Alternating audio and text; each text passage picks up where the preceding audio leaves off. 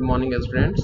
In previous classes, we have studied about group 15 elements, in which we have discussed different properties of hydrides of group 15 elements, in which we have seen ammonia, phosphine, arsine, stibine, bismuthine, in which we have discussed their different properties. For example, stability. As we move down from ammonia to bismuthine, their stability decreases due to decrease in bond dissociation enthalpy. Bond dissociation energy decrease कर जाता है, जिसके चलते इसकी stability घट जाती है। Stability घटने से हाइड्रोजन रिलीज करने की टेंडेंसी बढ़ जाएगा, जिसके चलते रिड्यूसिंग एजेंट का कैरेक्टर जो है से वो बढ़ जाएगा ना। अमोनिया जितने भी एक ग्रुप के मेंबर है, सभी पर लोन पेयर ऑफ इलेक्ट्रॉन होते हैं। लोन पेयर ऑफ इलेक्ट्रॉन होने की वजह से ये क्या है, बेसिक इन नेचर हो जाते हैं, बेसिक हो जाते हैं। लेकिन बेसिसिटी ऊपर से नीचे डिक्रीज कर जाता है। डिक्रीज करने का वजह क्या है कि साइज बढ़ जाएगा। साइज बढ़ जाएगा तो पर यूनिट एरिया में loan availability of lone pair of electron decrease कर जाएगा, जिसके चलते इलेक्ट्रॉन देने की टेंडेंसी घट जाएगा, इसीलिए बेसिक कैरेक्टर जो है घट जाता है। अब हम लोग देखे थे बॉइलिंग पॉइंट में देखे थे कि boiling point of ammonia is greater than that of the phosphine, because in ammonia there is hydrogen bonding. ठीक है, लिक्विड फॉर्म में अमोनिया में हाइड्रोजन बॉन्डिंग एग्जिस्ट करने लगता है, जिसके चलते boiling point of ammonia is greater than that of the phosphine ना। And after phosphine molecular weight increases due to increase in atomic number, that is why their boiling point further increases। ठीक है, तो ये recall हो गया कल का। आइए कुछ पॉइंट्स जो है से हम लोग कलेक्ट किए हुए हैं on the basis of data आज गिवन इन द एनसीईआरटी।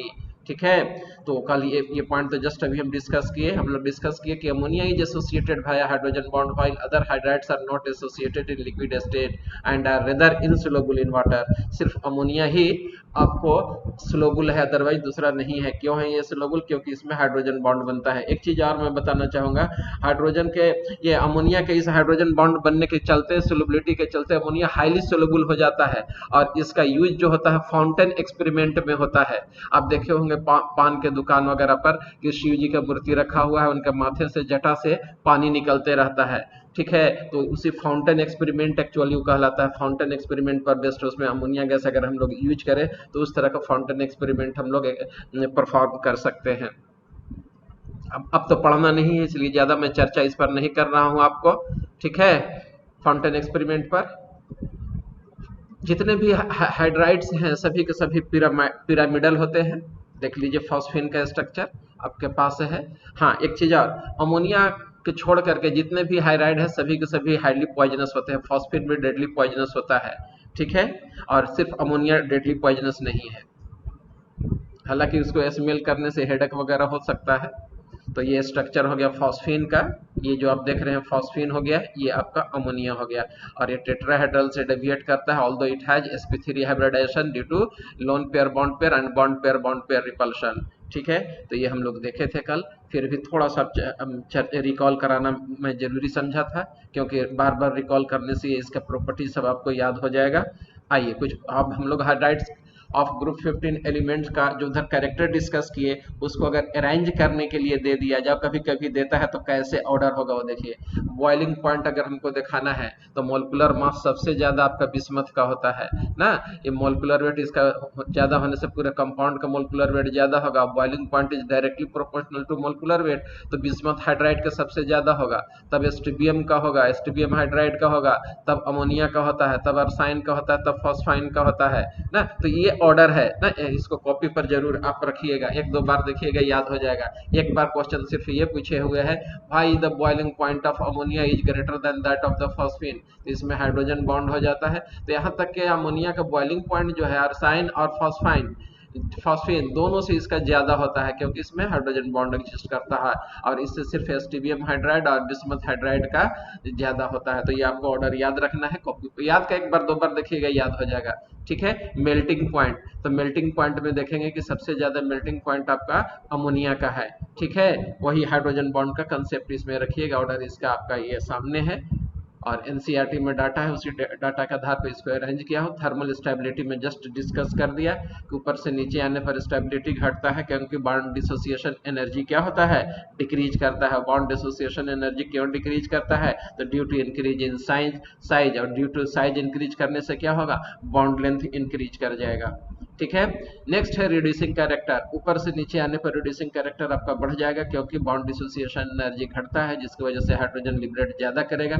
और वैसे सब्सटेंस जो हाइड्रोजन लिबरेट करते हैं रिड्यूसिंग एजेंट कहलाते हैं। यही वजह है कि बिस्मथ हाइड्राइड आपका स्ट्रॉन्ग रिड्यूसिंग एजेंट होगा, अमोनिया जो होगा लिस्ट होगा। ठीक है। अब आइए बॉन्ड एंगल। बॉन्ड एंगल में हम लोग कल चर्चा किए थे, क्या चर्चा किए थे कि ऊपर से नीचे आने पर बॉन्ड एंगल डिक्रीज करता है। डिक्रीज क्यों करता है, तो loan pair bond pair repulsion, और बॉन्ड पेयर रिपल्शन कम हो जाता है।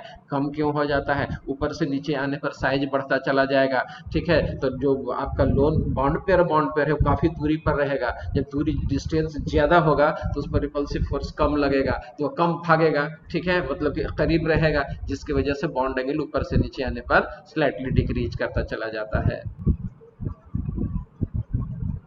अब हम लोग आज का मेन टॉपिक स्टार्ट करते हैं, हाइलाइट्स ऑफ ग्रुप 15 एलिमेंट्स ना।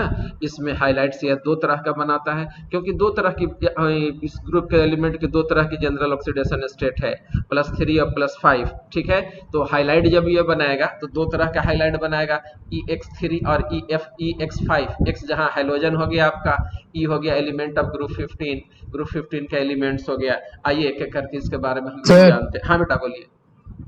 सर मेल्टिंग पॉइंट अगर हम नाइट्रोजन फास्फोरस को देखें तो सर उसमें सर स्लाइटली इंक्रीज करता है फिर डिक्रीज करता है सर। कल हाइड्राइड में हाँ उसको डिस्कस कर दिया बेटा, उसको देख लीजिएगा एनसीईआरटी में डाटा के हिसाब से। ठीक है। रीजनिंग भी आपका डिस्कस किया हुआ है वहां पर। ठीक है। अभी इसको ठीक है, उसको फिर आप अलग से आइए, ये टॉपिक हमको अभी पढ़ाने दीजिए। तो EX3 और EX5 दो तरह का ये आपको हाईलाइट बना देगा। और EX5 अगर आपको ये बनाता है तो देखिए नाइट्रोजन का EX5 एग्जिस्ट नहीं करता है। अब क्यों नहीं करता है, ये हम चर्चा हम लोग पहले ही कर चुके हैं। एनोमेलस प्रॉपर्टीज ऑफ नाइट्रोजन में क्यों नहीं करता है, क्योंकि इसमें वैकेंट डी ऑर्बिटल आपका नहीं होता है। जब वैकेंट डी ऑर्बिटल नहीं होता है तो ये कोवैलेंसी आपका 4 से ज्यादा एक्सटेंड नहीं कर पाएगा, और यहाँ 4 से ज्यादा इसका कोवैलेंसी हो रहा था, यहाँ 5 बॉन्ड हो रहा था, जो कि पॉसिबल नहीं होता। यही वजह है कि ECl5 आपका एग्जिस्ट नहीं करता है, जबकि PCl5 आपका एग्जिस्ट करेगा। ठीक है। तो आ जाइए आप दूसरा EX5 से रिलेटेड मैटर्स आप देखिए। EX5 मोर कोवैलेंट देन ट्राई हाइलाइट्स। इस क्वेश्चन का आंसर कौन देंगे। EX5 जो होता है दोनों कोवैलेंट नेचर का होगा, लेकिन कह रहा है आपको कि EX5 is more covalent than trihalides EX3। क्यों, इसका आंसर कौन देंगे।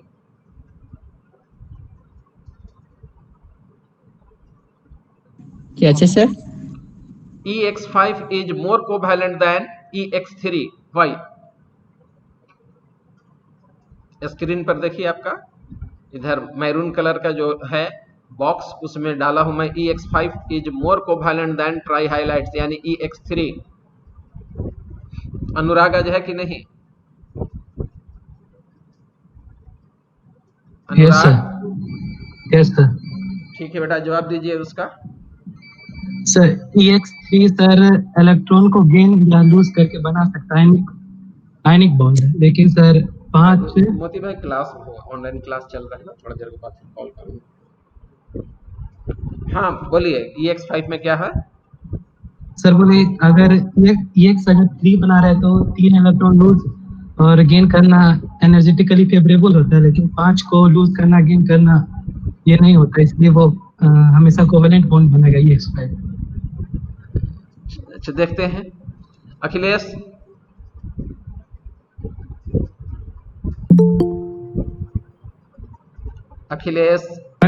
हाँ बेटा नहीं जानते हैं सर, इसका अच्छा आंसर नहीं जानते। रवि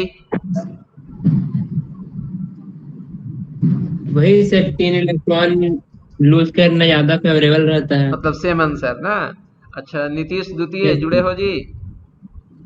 नीतीश द्वितीय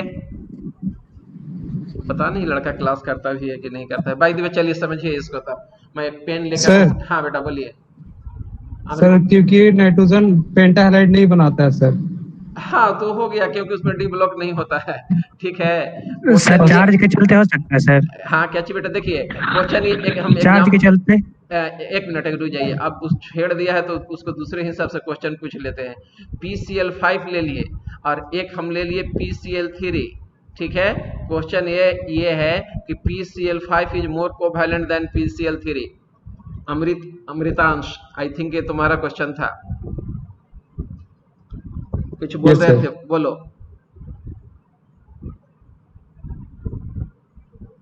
चलिए सुनिए, होता क्या है कि दोनों का ऑक्सीडेशन स्टेट देखिए, PCl3 में फास्फोरस का ऑक्सीडेशन स्टेट बताइए कितना है? 3+3। +3। Plus और PCl5 में हाइड्रोजन का कितना, ये फास्फोरस का कितना है? +5 +5 है। बिल्कुल सही है, +5 लिख दिया हूँ, फ की तरह लिखा गया है बाय द वे। ठीक है, PCl5 है आपका, यहाँ पर इसका ऑक्सीडेशन स्टेट +5 है। अब बताइए कि ये हायर ऑक्सीडेशन और लोअर ऑक्सीडेशन में पोलराइजिंग पावर किसका ज्यादा होता है? Higher oxidation state. Higher oxidation state का। सिंस इन PCl5 और EX5 ना, its oxidation state is higher, which has more polarizing power, therefore it will more polarize the halides and it will be compelled to form the covalent bond, that is why EX5 is more covalent than trihalide। ठीक है, थोड़ा सा Fajans rule लगेगा यहाँ पर। तो आइए, जो आंसर मैं बोला हूँ ये आपके सामने स्लाइड पर है। Due to higher positive oxidation state of the central atom in pentahalide state, these atoms will have large polarizing power than the halogen atom attached to them. Hence, due to larger polarization of bond in pentahalide, the state as compared to trihalide state, the pentahalides are more covalent than trihalides। तो वही हो गया कि higher oxidation हो गया तो polarising power ज्यादा हो गया। तो पोलराइजिंग पावर कैसे ज्यादा होगा, यह माइंड में तुम लोगों को जा रहा होगा। तो ये 5 इलेक्ट्रॉन की बुक्का है, ये हाईली इलेक्ट्रोपॉजिटिव हो गया आपका in the comparison of P3+3। Mic off करो, कौन बदमाशी कर रहे हो जी? माइक ऑफ करो अपना। ये क्या तरीका है? हम पढ़ा रहे हैं, उधर तुम गाना बजा रहे हो।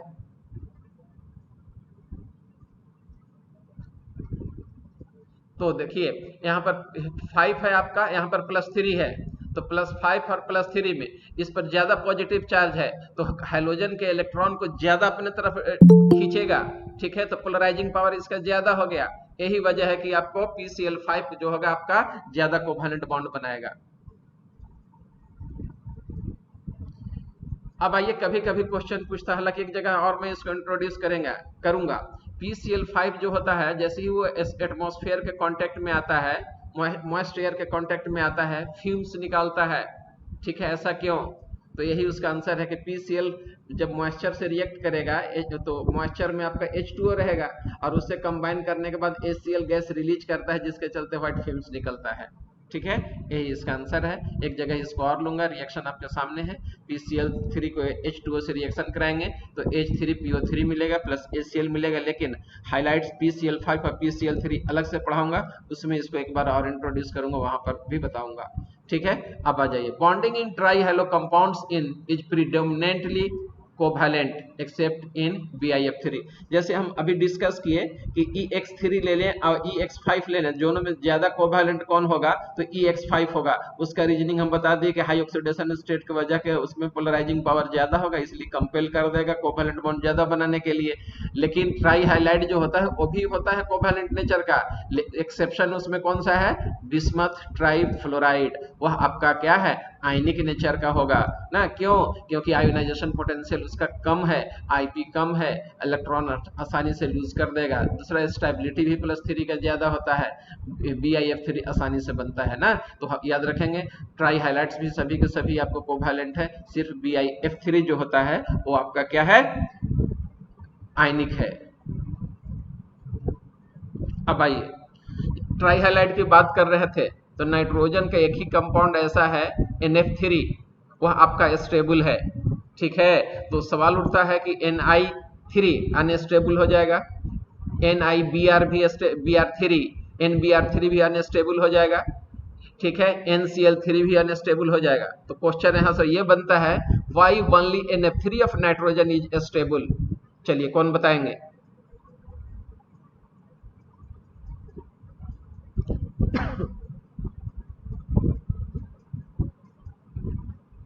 क्या सर, क्या बोले?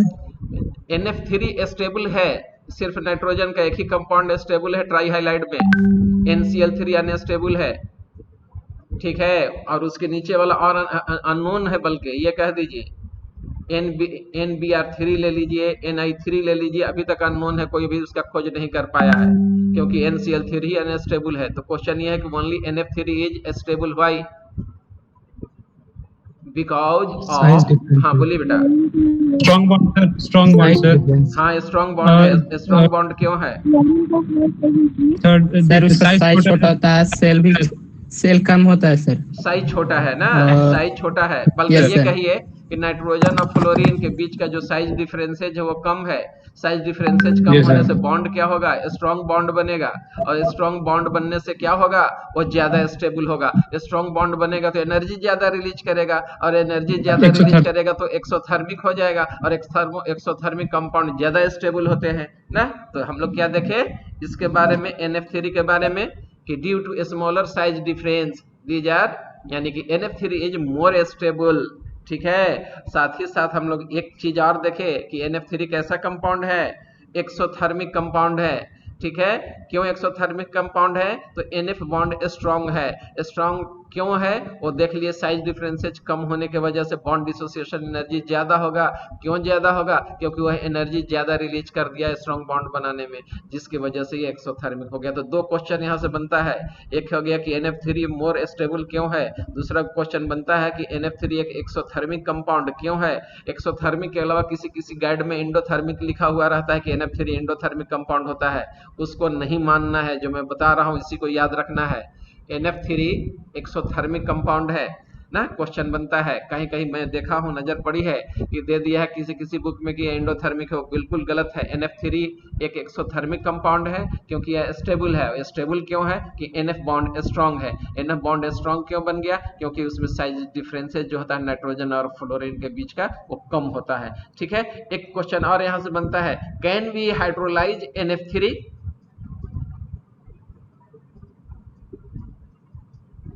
No sir. नहीं सर अर्चना कर रही है। हाँ बेटा बोलो। सर नहीं अर्चना सर, नहीं कर सकते हाइड्रोलाइज, नहीं कर सकते हैं सर हाइड्रोलाइज। नहीं कर सकते हैं, क्यों? सर स्टेबल के कारण सर, स्टेबिलिटी के कारण। स्टेबल होता है। हाँ आंसर तो आपका सही है कि वो स्टेबल होता है, लेकिन क्वेश्चन ये था कि उसको हम लोग हाइड्रोलाइज नहीं कर सकते हैं ना। इसका आंसर दीजिए। तो इसका आंसर मैं किससे क्या सर, आवाज कट रहा है? हाँ रिपीट सर, क्वेश्चन कीजिएगा थोड़ा, आवाज कट कट रहा है। आवाज कट रही है, ठीक है। क्वेश्चन ये था कि NF3 को हम लोग हाइड्रोलाइज क्यों नहीं कर सकते हैं।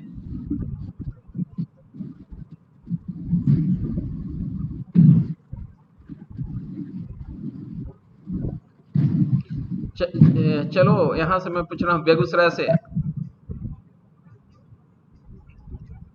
बेगूसराय एनीवन? अनरिएक्टिव होता अनरिएक्टिव होता है। अनरिएक्टिव होगा इसलिए हाइड्रोलाइज नहीं होगा। हाँ जी, कोई और आंसर देना चाहते हैं?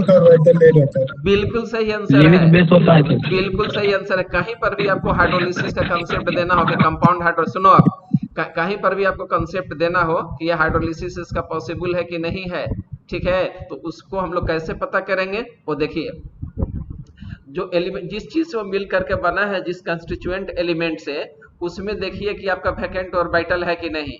तो वैकेंट ऑर्बिटल आप देखेंगे कि यहाँ पर वैकेंट ऑर्बिटल, नाइट्रोजन में वैकेंट डी ऑर्बिटल नहीं है, फ्लोरीन में भी वैकेंट डी ऑर्बिटल नहीं है। तो वैकेंट डी ऑर्बिटल नहीं होने की वजह से it can not be hydrolysed, यही आंसर है इसका। चलिए दूसरा देख लीजिए आप, does not hydrolyse with water due to lack of vacant D orbital in both element. किसी एक में भी होता तो हो जाता ना। NCl3 nitrogen trichloride is unstable due to its high enthalpy of formation ना। हाई एंथैल्पी ऑफ फॉर्मेशन उसका होता है, क्यों होता है? Due to large size difference between nitrogen and chlorine which makes NaCl bond weak, जिसके चलते NCl बॉन्ड जो होता है वह वीक हो जाता है। हाँ हेलो, गुड मॉर्निंग सर। हाँ हेलो, गुड मॉर्निंग। जी हाँ, जी हाँ, जी हाँ सर, जी हाँ सर, जी हाँ सर, पहचान सर। जी जी सर।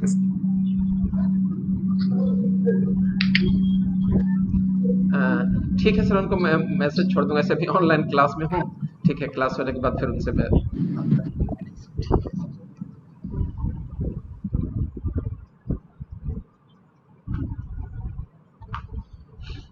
हाँ जी, तो ये NaCl3 आपका क्या क्या है? ये तो अनस्टेबल कंपाउंड है ना। अनस्टेबल क्यों है? क्योंकि साइज डिफरेंस जो होता है नाइट्रोजन और क्लोरीन के बीच का, वो ज्यादा होता है, जिसके चलते बॉन्ड एंथैल्पी उसमें ज्यादा लग जाएगा, हाई होगा, और ये बॉन्ड वीक हो जाएगा। और वीक होने से क्या, एक चीज और, हाई एंथैल्पी ऑफ फॉर्मेशन होने का मतलब है कि एनर्जी कंटेंट ज्यादा होगा, और एनर्जी कंटेंट ज्यादा होने का मतलब है कि एक्सोथर्मिक होगा कि एंडोथर्मिक होगा?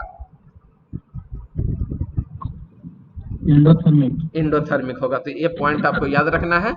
ठीक है, साथ ही साथ देखिए कि अगर इन C2 बनता भी है तो ये आसानी से हाइड्रोलाइज्ड हो सकता है, क्योंकि इसमें क्लोरीन है, और क्लोरीन के पास वैकेंट डी ऑर्बिटल होता है। क्लोरीन के पास क्या होता है आपका? वैकेंट डी ऑर्बिटल होता है।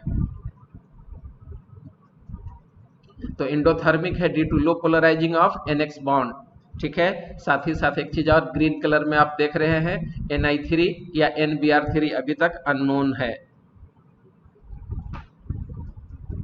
कैन बी हाइड्रोलाइज्ड, और क्यों हाइड्रोलाइज्ड होगा रीजन में बता चुका हूं, आप भी जान रहे हैं इस रीजन को ना, क्योंकि वैकेंट डी ऑर्बिटल क्लोरीन में पॉसिबल है।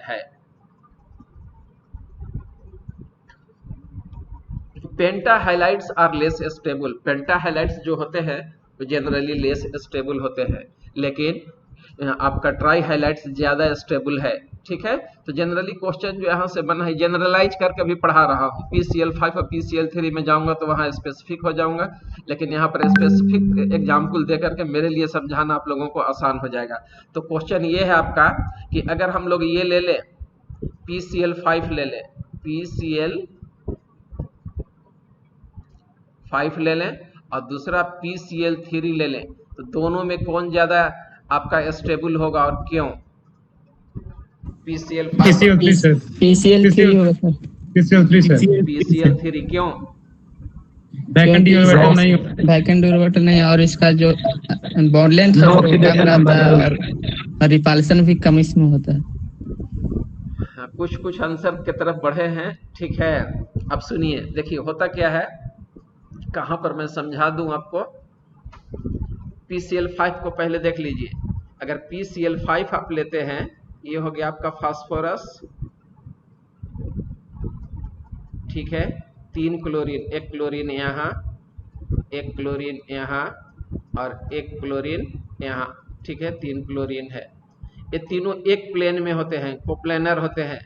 ठीक है, एक क्लोरीन जो होता है perpendicular to this plane, perpendicular to this plane हो जाएगा, और दूसरा क्लोरीन जो होगा, ठीक है, वो back side of this chlorine, ये इस प्लेन का होगा। मतलब इस ये क्लोरीन और ये क्लोरीन के बीच में 180 डिग्री होगा। ठीक है, और ये जान रहे हैं ये 120 हो जाएगा आपका, ये तीनों एंगल। तो होता क्या कि ये तीनों एक प्लेन में होगा, एक पीछे से एक आगे से ये क्लोरीन है, जिसके वजह से इसका इलेक्ट्रॉन क्लॉट, ये देखो लोन पेयर ऑफ इलेक्ट्रॉन आपका 3-3 है। ठीक है, 3-3 लोन पेयर ऑफ इलेक्ट्रॉन है। ठीक है, तो इसके इलेक्ट्रॉन और ये तीनों के इलेक्ट्रॉन के बीच में रिपल्सिव फोर्स होने लगता है, जिसके चलते ये क्लोरीन एटम और ये क्लोरीन एटम ये आगे की तरफ फेंका जाएगा, ये पीछे की तरफ फेंका जाएगा, जिसके चलते ये बॉन्ड लेंथ क्या होगा, लंबा हो जाएगा। और जब बॉन्ड लेंथ लंबा हो जाएगा तो बॉन्ड डिसोसिएशन एनर्जी घट जाएगा, और बॉन्ड डिसोसिएशन एनर्जी घट जाएगा तो बॉन्ड आसानी से टूटने लगेगा, इसीलिए वो अनस्टेबल हो जाता है। जबकि PCl3 में ऐसा नहीं होता है, रिपल्सिव फोर्स कम होता है। तो इसको लैंग्वेज में कैसे लिख सकते हैं, ड्यू टू एस्टेरिक हिंड्रेंस या एस्टेरिक रीजन, एक वर्ड में लिख के निकल सकते हैं आप यहाँ। और रीजन हम डिटेल्स में हम एक्सप्लेन आपके सामने कर दिए। देखिए, तो पेंटा हाइलाइट्स आर लेस स्टेबल, पहला क्या हो गया, decrease in stability of +5, general बता रहा हूं मैं। अभी जो एक्सप्लेन किया PCl5 और PCl3 का, वो आपको ये स्पेसिफिक बताया था। ये जो पेंटा हाइलाइट्स आर लेस स्टेबल, ये जनरल अगर क्वेश्चन पूछे तो उसका आंसर कैसे लिखेंगे वो देखिए, डिक्रीज इन स्टेबिलिटी ऑफ +5, ऊपर से नीचे आने पर +5 का स्टेबिलिटी घट जाएगा, ठीक है। दूसरा रीजन क्या हो गया, due to increase in size of halogen which leads to steric hindrance, size भी बड़ा है जिसके चलते वो उस लेंथ में, उस साइज में पांचों के पांचों एकोमोडेट नहीं होगा, मतलब कि क्या हो गया, स्टेरिक रीजन हो गया, जिसके चलते वो आपका लेस स्टेबल हो गया। लेकिन PCl5 और PCl3 का पूछ दिया तो जैसे मैं बताया हूं उसका रीजन वैसे लिखना है। चलिए क्वेश्चन और देख रहे हैं आप यहाँ पर।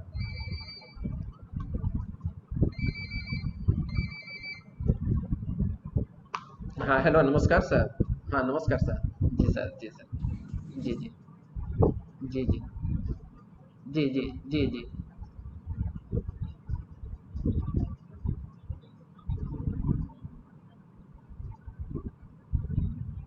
हाँ हाँ हाँ हाँ, वो उसका हुआ, गोस्वामी का हुआ है सर सिलेक्शन, ठीक है। जी जी, ओ जी जी, हाँ हो, हाँ हो सक, जी जी जी जी सर, जी जी सर, जी सर, हाँ सर कर सकता है, जी जी जी सर, जी सर, हाँ जी सर, ठीक, थैंक यू। एक सर, एक और सर, एक डॉक्टर साहब आप आपसे आज मिलने गए हुए हैं, यहाँ के हैं डॉक्टर विजय कुमार। जी जी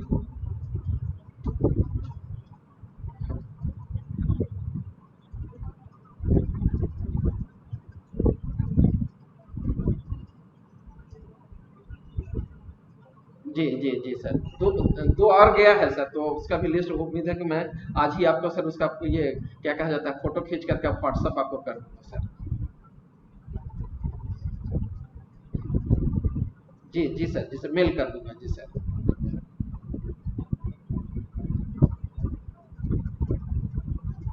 जी जी सर, जी जी सर, जी जी सर, जी सर, जी सर,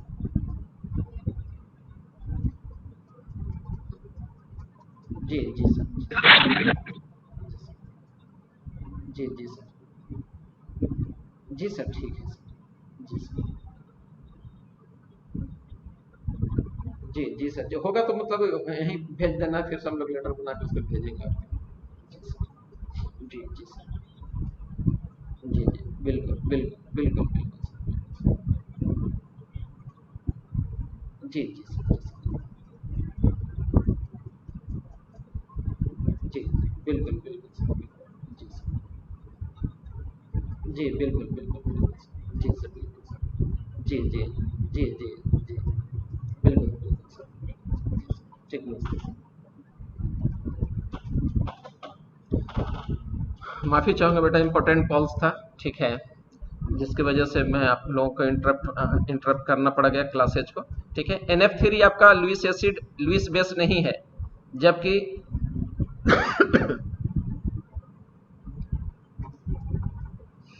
NH3 एक लुइस बेस है, क्यों?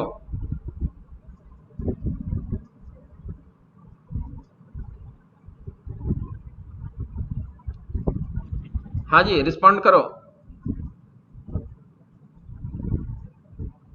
सर इसके साथ फ्लोरीन जुड़ा हुआ है। तो उससे क्या होगा?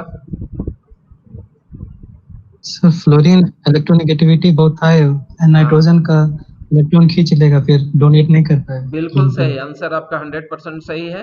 देख लीजिए, ये नाइट्रोजन हो गया और नाइट्रोजन पर 3 फ्लोरीन लगा हुआ है,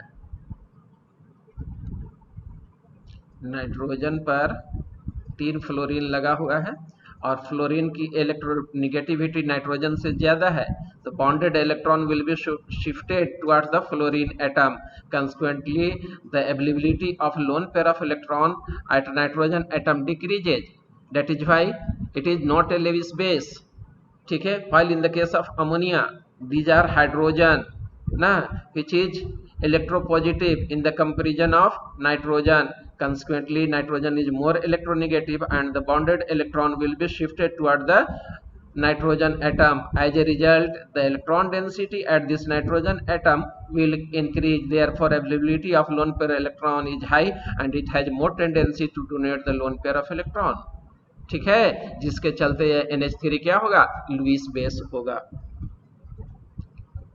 पेंटाहाइलाइड्स are Lewis acid due to presence of vacant D orbital. Pentahalides भी आपका लुईस एसिड होते हैं।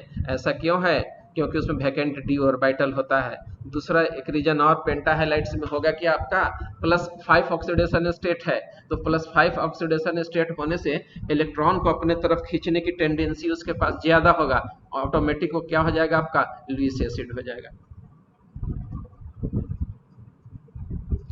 अब आइए, अब हम लोग पढ़ने जा रहे हैं ऑक्साइड्स ऑफ ग्रुप 15 एलिमेंट्स। तो जैसा कि आप जानते हैं कि इसका ऑक्सीडेशन स्टेट मेनली हम लोग 2 लेकर के चल रहे हैं, +3 और +5, तो दोनों से मिलकर के ये आपका ऑक्साइड बनेगा, मतलब ये 2 तरह का ऑक्साइड बनेगा, ठीक है, एक E2O3 और दूसरा क्या हो जाएगा आपका E2O5, एक कंपाउंड बन गया। आइए 2 तरह का ऑक्साइड अब हम लोग 1 बाय 1 करके देखते हैं, ठीक है। तो आपका बिस्मथ 5 ऑक्साइड जो होता है वो अनस्टेबल होता है। बिस्मथ 5 का ऑक्साइड जो होगा अनस्टेबल होगा, उसका रीजन आप जान रहे हैं, +5 ऑक्सीडेशन स्टेट जो होता है लिस्ट स्टेबल है नीचे जा करके। दूसरा वजह क्या होगा, बॉन्ड लेंथ हाई हो जाएगा। बॉन्ड लेंथ हाई होने की वजह से क्या होगा, बॉन्ड डिसोसिएशन एनर्जी उसका कम होगा, आसानी से वो बॉन्ड टूटेगा, मतलब कि वह अनस्टेबल हो जाएगा, ठीक है। आइए अब हम लोग देखते हैं यानी थर्ड ऑक्साइड का कैरेक्टरिस्टिक फीचर, ठीक है। तो तो इसमें होता क्या है आपका थर्ड वाले में, यहाँ से क्वेश्चन पूछता है आपका कि नाइट्रोजन का कंपाउंड क्या ओपन चेन होंगे या केज लाइक होंगे, किस तरह के होंगे, ठीक है, या फास्फोरस के जो कंपाउंड होंगे किस तरह के होंगे। तो आप जानते हैं, मैं पढ़ा चुका हूं कि फास्फोरस, आर्सेनिक, स्ट्रोबियम और बिस्मथ में पी पाई मल्टीपल बॉन्ड नहीं बनता है, और नहीं बनने की वजह से क्या होगा, केज लाइक स्ट्रक्चर का फॉर्मेशन कर देता है उसका ऑक्साइड, जैसे P2O4, P2O5, ठीक है, या P4O10 ना डाइमराइज किया हुआ है यहाँ पर, वो केज लाइक स्ट्रक्चर बना देता है। जबकि नाइट्रोजन में पी पाई मल्टीपल बॉन्ड बनता है, पी पाई मल्टीपल बॉन्ड बनता है, जिसके वजह से क्या होगा, आपको मल्टीपल बॉन्ड बनेगा तो वो है आपका ओपन चेन स्ट्रक्चर का फॉर्मेशन करता है, उसमें केज लाइक स्ट्रक्चर नहीं बनता है। तो एनसीईआरटी में ये वर्ड मेंशन नहीं है, लेकिन एक बार कॉम्पिटिटिव एग्जाम में या कहीं ना कहीं मैं क्वेश्चन बैंक में ये देखा हूं कि आपका फास्फोरस के कंपाउंड केज लाइक होते हैं, जबकि नाइट्रोजन के कंपाउंड आपका ओपन चेन होता है। ऐसा क्यों? तो आपका आंसर ये होना चाहिए कि सर नाइट्रोजन में पी पाई मल्टीपल बॉन्ड बनता है, जिसके चलते ओपन स्ट्रक्चर उसके ऑक्साइड का होता है, जबकि फास्फोरस एंड रिमेनिंग जो भी इसके ग्रुप के एलिमेंट हैं किसी में भी पी पाई मल्टीपल बॉन्ड नहीं बनता है, जिसके चलते ये इसमें केज लाइक स्ट्रक्चर एग्जिस्ट करता है। और वो केज लाइक स्ट्रक्चर कैसा होगा हम लोग नेक्स्ट स्लाइड में देखेंगे, ठीक है। और इससे रिलेटेड कुछ पॉइंट आप जान लीजिए। Oxides of nitrogen forms open chain like structure due to p people multiple bond formation ना, जैसे N2O3 ओपन चेन होता है। तो ये जो चीज मैं बताया इसको आपको याद रखना है, यहाँ पर एनसीईआरटी में मेंशन नहीं है लेकिन क्वेश्चन पूछता है। एक चीज और याद रखेंगे, आप इनऑर्गेनिक कंपाउंड का जो भी चैप्टर आप पढ़ेंगे, खासकर पी ब्लॉक, डी ब्लॉक या मेटलर्जी या फिर आपका हो गया सरफेस केमिस्ट्री, साइड बुक से मत पढ़िएगा। क्वेश्चन जब भी आएगा तो एनसीईआरटी से आएगा, चाहे वो आपका कॉम्पिटिटिव एग्जाम हो या आपका बोर्ड का एग्जाम हो, हमेशा एनसीईआरटी पर आपको फोकस करना है। हालांकि जो क्वेश्चन में अभी डिस्कस किया ओपन चेन और केज लाइक स्ट्रक्चर, ठीक है, स्ट्रक्चर एनसीईआरटी में दे दिया है लेकिन वर्ड इंट्रोड्यूस नहीं किया है, इसलिए क्वेश्चन यहां से पूछने का कॉम्पिटिटिव एग्जाम में ज्यादा चांसेज है।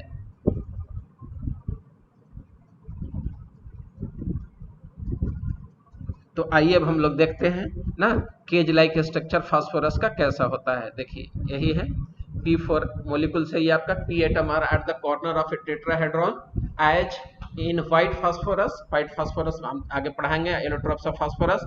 तो देखिए टेट्राहेड्रल स्ट्रक्चर, एक फास्फोरस यहाँ है, एक फास्फोरस यहाँ है, एक फास्फोरस यहाँ है, मतलब कि 3 फास्फोरस 1, 2 और 3 ये प्लेन में है, चौथा जो है इसका ये वाला स्पेस में है।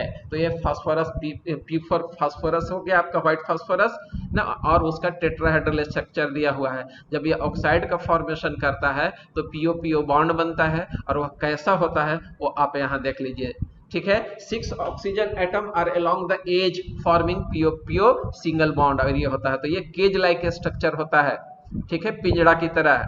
तो एनसीईआरटी में चूंकि ये स्ट्रक्चर दे दिया है इसलिए पॉइंट को डिस्कस करना कंपलसरी हो जाता है। आइए ऑक्साइड्स ऑफ ग्रुप 15 एलिमेंट्स को हम लोग देखते हैं। तो इसमें हम लोग दो तरह का स्टडी किए कि यह दो तरह का हो गया, E2O3 और दूसरा E2O5। ठीक है, यहाँ से एक क्वेश्चन बनता है E2O5 से। ठीक है, क्या बनता है वो देखिए आप, यह मोर एसिडिक होगा, E2O5 इज मोर एसिडिक। क्यों? क्वेश्चन का आंसर आप लोग दीजिए।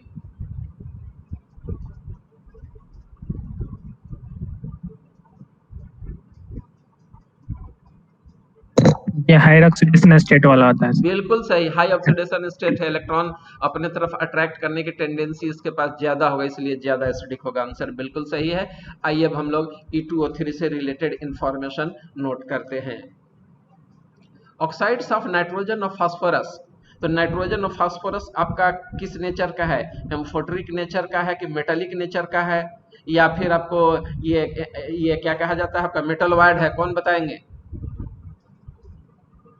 कोई एनीवन? नाइट्रोजन और phosphorus non metal. Non metal. और नन मेटल का ऑक्साइड एसिडिक होंगे कि बेसिक होंगे कि एम्फोटरिक होगा? एसिडिक। एसिडिक। तो अलग से याद करने की हम लोग को यहाँ पर जरूरत नहीं है, क्योंकि नाइट्रोजन और फास्फोरस नन मेटल है और non metallic oxides are acidic in nature, acidic हो जाएगा आपका। ठीक है, अब आ जाइए नेक्स्ट दो एलिमेंट, कौन कौन? आर्सेनिक और एस्टिबियम ना, कैसे थे? तो ये आपका मेटल वायर्ड था। जब मेटल वायर्ड है तो इसके ऑक्साइड्स कैसे होंगे? एम्फोटरिक। बिल्कुल सही, एम्फोटरिक इन नेचर होगा। आइए अब आपका बच गया कौन सा? बिस्मथ। और बिस्मथ किस नेचर का था? मेटल था। और metallic oxides are basic in nature. Basic in nature. देखिए ये पॉइंट हम लोग को अलग से याद करने की जरूरत है, एक बार रिकॉल हो गया तो नहीं पकड़ लीजिएगा। चलिए तो अब हम लोग नेक्स्ट स्लाइड की तरफ चलते हैं और वहां पर देखते हैं रिएक्टिविटी टुवर्ड्स मेटल।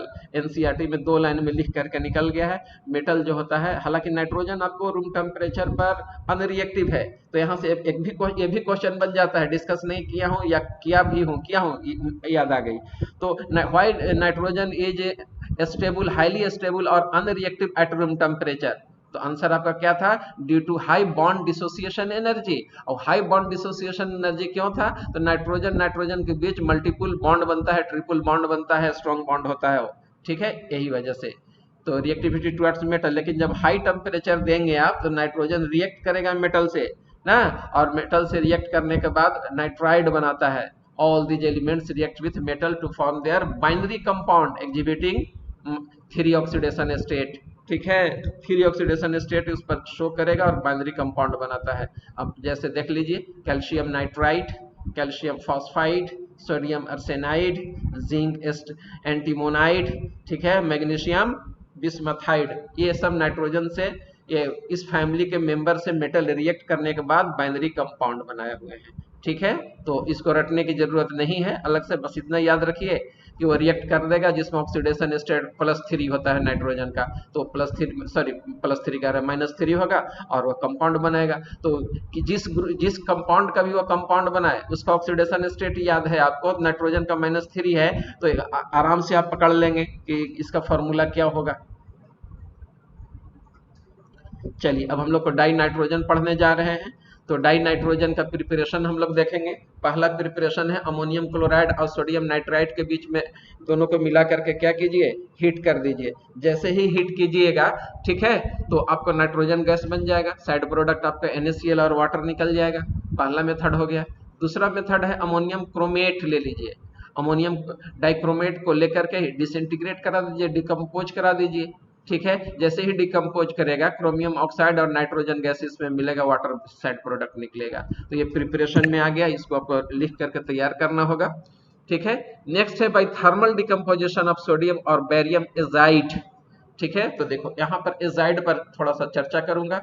अगर नाइट्रोजन यहाँ 3 हो, ठीक है, और वैलेंसी कितना दिया हुआ हो, -1 हो, तो यह एजाइड कहलाता है। इसी को हम लोग एजाइड बोलते हैं। क्या बोलते हैं? एजाइड बोलते हैं। ठीक है, अब देखो तो बेरियम एजाइड ले लिए तो बेरियम का वैलेंसी 2 हो गया और एजाइड का -1 हो गया, तो फॉर्मूला ये आपका बन गया। सोडियम का +1 और एजाइड का -1, प्लस माइनस कैंसिल हो गया, फॉर्मूला ये हो गया आपका। ना। इसको थर्मल डिकम्पोजिशन करा दीजिए, हल्का सा हीट कर दीजिए, हीट करने से डिकम्पोज कर करके आपको क्या दे देगा प्रोडक्ट, यही प्रोडक्ट दे देगा। बेरियम और सोडियम अलग हो गया है और नाइट्रोजन इसमें लिबरेट हो गया है। ठीक है, ये कंपाउंड आपका बन गया है।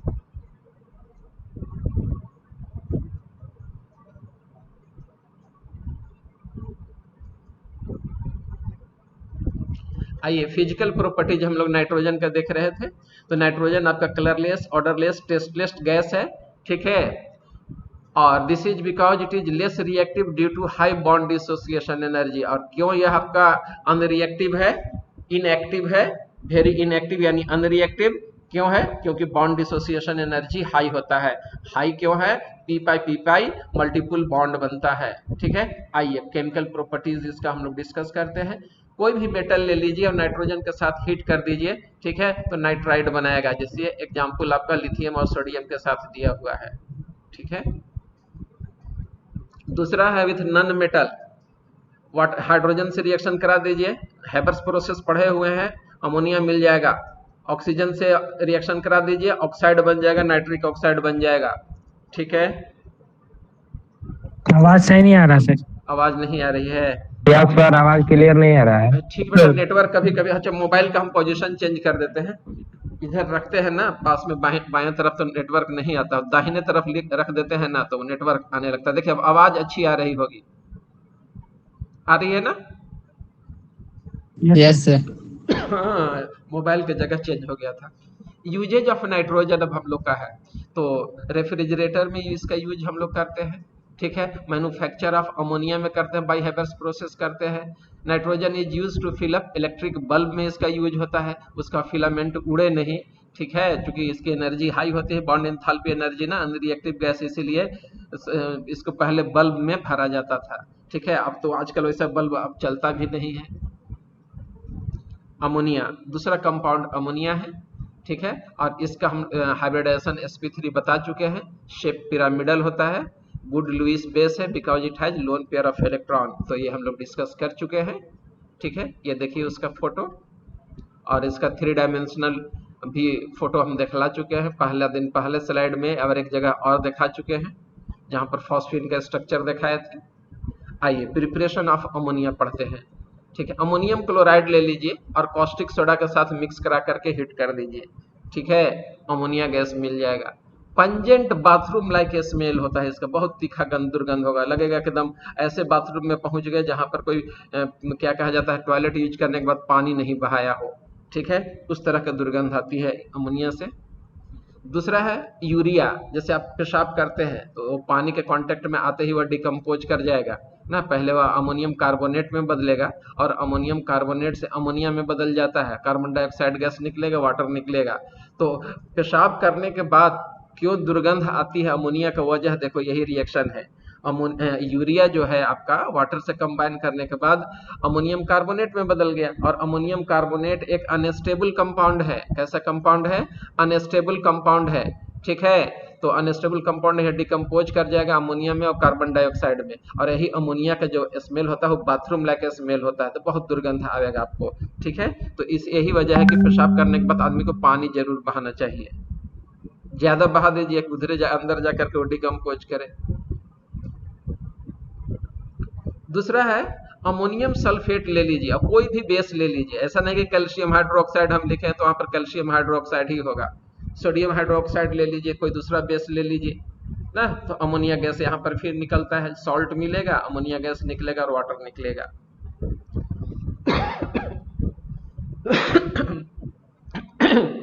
तो आइए हैबर्स प्रोसेस हम लोग देखते हैं। तो हैबर्स प्रोसेस बहुत फेमस प्रोसेस है आपका। नाइट्रोजन को हाइड्रोजन से जब हम लोग कंबाइन करते हैं in the presence of suitable catalyst, वह कैटालिस्ट आपका एल्युमिनियम ऑक्साइड हो सकता है, आयरन हो सकता है, पोटेशियम आयोडाइड हो सकता है, और यह जो रिएक्शन होता है एक एक्सोथर्मिक रिएक्शन है, इसके लिए डेल एच जो होता है निगेटिव होगा, और जब एक्सोथर्मिक रिएक्शन होगा तो अकॉर्डिंग टू ली शतालीय प्रिंसिपल, देखिए ली कैटेलियर्स प्रिंसिपल या ली शतालीय प्रिंसिपल के हिसाब से क्या होना चाहिए, तो यह एक एक्सोथर्मिक रिएक्शन है, लो टेम्परेचर चाहिए कि हाई टेम्परेचर चाहिए?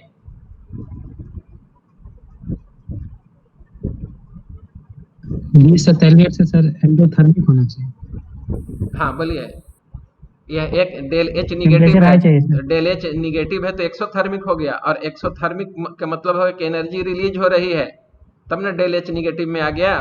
तो एनर्जी रिलीज होगी when any chemical equilibrium reaction is subject to change in temperature, concentration and pressure, then reaction will proceed in that direction, well these effect will be nullified. अगर कोई भी equilibrium reaction को अगर हम लोग subject करते हैं, कोई चेंजिंग करना चाहते हैं, तो उसमें चेंजिंग का असर जो होता है उस डायरेक्शन में ले जाता है जिधर से उसका इफेक्ट खत्म हो जाए। तो इस रिएक्शन में ऑलरेडी आपका हीट एनर्जी निकल रहा है, तो हीट एनर्जी ज्यादा देंगे तो रिएक्शन क्या होगा, रिवर्स डायरेक्शन में इस तरफ प्रोसीड करने लगेगा। यही वजह है कि क्या कहा जाता है, इसको लो टेम्परेचर चाहिए, मतलब कि जहां पर भी एक्सोथर्मिक प्रोसेस होगा लो टेम्परेचर चाहिए। तो पहला कंडीशन हो गया कि लो टेम्परेचर होना चाहिए। दूसरा देखिए रिएक्टेंट साइड में नंबर ऑफ मोलिकुल्स कितना है, 3 है हाइड्रोजन का, 1 मोलिकुल है नाइट्रोजन का, 4 मोलिकुल्स। जबकि प्रोडक्ट साइड में कितना है, 2 मोलिकुल्स है। सिर्फ कितना मोलिकुल्स है, ये 2 मोलिकुल्स है। तो ये इधर 4 है, इधर 2 है, इधर नंबर ऑफ प्रोडक्ट कम है, इधर प्रेशर कम होगा, हाई प्रेशर से लो प्रेशर, मतलब कि अगर प्रेशर बढ़ाइएगा तो रिएक्शन जो होगा फॉरवर्ड डायरेक्शन में इंक्रीज जाने लगेगा। ठीक है, ये हो गया according to Le Chatelier's principal ना, लो टेम्परेचर हाई प्रेशर चाहिए। But for the manufacture of ammonia bye Haber's process in the industry, ठीक है, the situation is something different because the reactivity of the nitrogen is very slow. It is almost unreactive at room temperature. It will not easily combine with the hydrogen to form the ammonia. Therefore, at low बहुत आवाज temperature, नहीं आ रहा है sir. हाँ, यह sir आवाज बहुत cut रहा है। आवाज कट रहा है बहुत, आवाज कट रही है बेटा। अच्छा कोई बात नहीं है, एक बार मैं वीडियो भी भेज दूंगा शाम तक। और नेटवर्क का प्रॉब्लम है, क्या कीजिएगा, कुछ झेलिए। नेटवर्क तो हम लोग ना आपके हाथ में है ना मेरे हाथ में है, ठीक है। तो रिकॉर्डिंग से थोड़ा काम चला लीजिएगा। यहाँ पर सिचुएशन देखिए, यहाँ पर इंपॉर्टेंट पॉइंट डिस्कस करने जा रहा हूँ। According to Le Chatelier's principle, low temperature and high pressure is required, but nitrogen is very unreactive at room temperature. It will not combine with hydrogen to form the ammonia gas at low temperature. Therefore, it requires some more temperature, ठीक है, to form the ammonia. And for the installation of high pressure plant, it will cost. Therefore, there is no need to install the what, यानी कि high pressure plant. अगर high pressure plant, चूंकि high pressure चाहिए, high pressure के लिए high pressure plant चाहिए, उसमें cost ज्यादा आ जाएगा। जब कॉस्ट ज्यादा आ जाएगा तो मतलब क्या कहा जाता है, रेट बढ़ जाएगा, रेट बढ़ जाएगा। अमोनिया सस्ता होना चाहिए, कोई खरीदेगा नहीं इसको, ठीक है। तो इसीलिए इसको हाई टेम्परेचर लो टेम्परेचर पर कराया जाता है। Industrially the condition is something different because of the unreactivity of the nitrogen. It will not easily combine at the room temperature with the hydrogen to form the ammonia. Therefore, it is manufactured at high temperature in the presence of suitable catalyst, ठीक है। And क्या कहा जाता है, low pressure, because for the high pressure plant is required which will cost more. चलिए, तो ये point भी मैं डिस्कस कर दिया आपका, और जो मैं बात बोला हूँ सारा के सारा आपका स्क्रीन पर दिखाई दे रहा है ना, कि हैबर्स प्रोसेस के लिए according to Le Chatelier's principal क्या होना चाहिए, आपका हाई प्रेशर होना चाहिए, लो टेम्परेचर होना चाहिए, सुटेबल कैटालिस्ट होना चाहिए। लेकिन मैन्युफैक्चर ऑफ अमोनिया में यह कंडीशन फॉलो नहीं होता है, ठीक है। उसका रीजन मैं एक्सप्लेन कर चुका हूँ। चलिए, अमोनिया का प्रॉपर्टीज रहने देता हूँ, आज इतना ही छोड़ देता हूँ। Yes sir. Yes sir. Yes sir. चलिए, कितना टाइम हो गया आपका, 11 बज भी गए 11 बजे। हाँ, एग्जैक्ट टाइम पर खत्म किया हूं मैं। Yes.